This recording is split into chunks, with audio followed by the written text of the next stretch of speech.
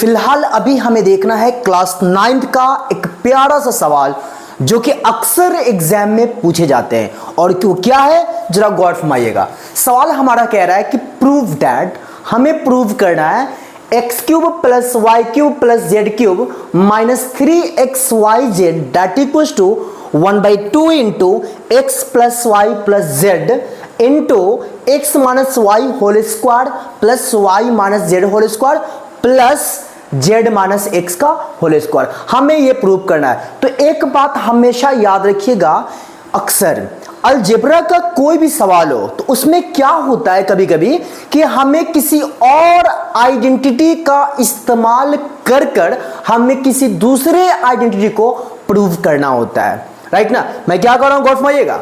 मैंने कहा कि किसी आइडेंटिटी को अगर हमें प्रूव करना है तो प्रूव करने के दौरान हमें किसी और आइडेंटिटी का इस्तेमाल करना होता है। जैसे सुनिए, आप बहुत सारा क्वेश्चंस में, अलजेब्रा के क्वेश्चंस में आप प्रूव करते होइएगा, क्या वहां पे a प्लस बी का होल स्क्वायर इस्तेमाल नहीं करते हैं?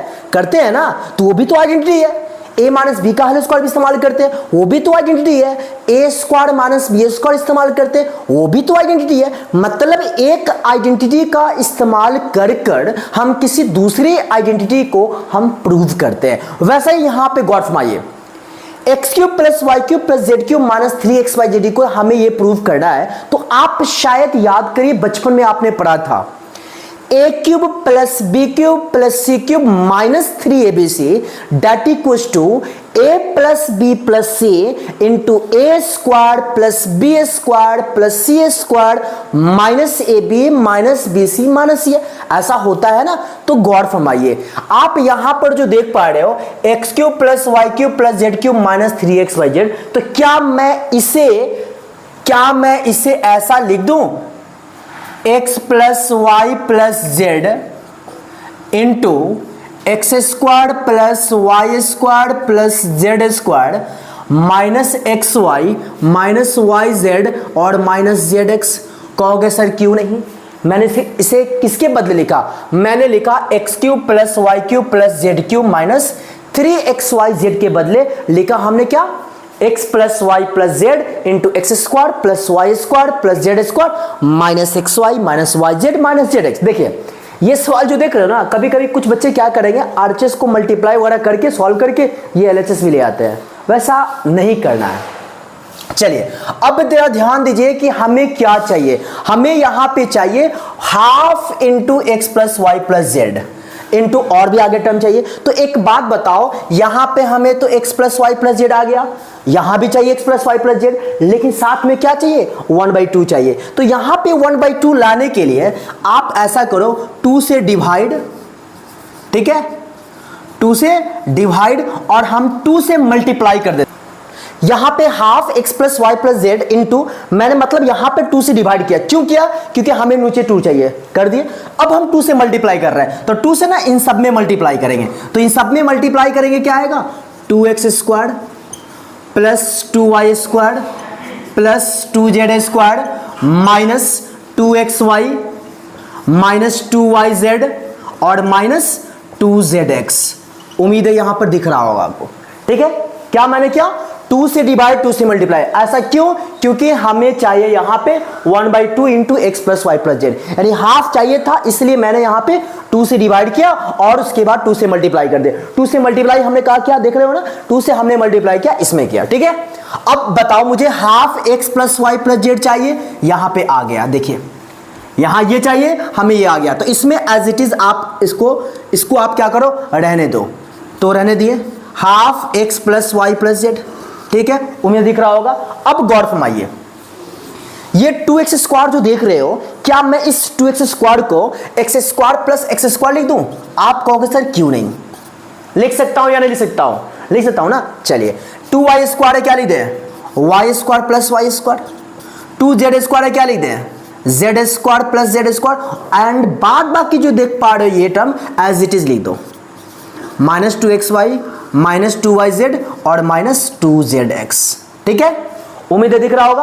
अब बताओ मुझे, आप हमें बताओ, क्या half x plus y plus z चाहिए? आपका जवाब होना चाहिए सर बिल्कुल हमें ये चाहिए। तो आप रहने दो, रहने दिया, ठीक है।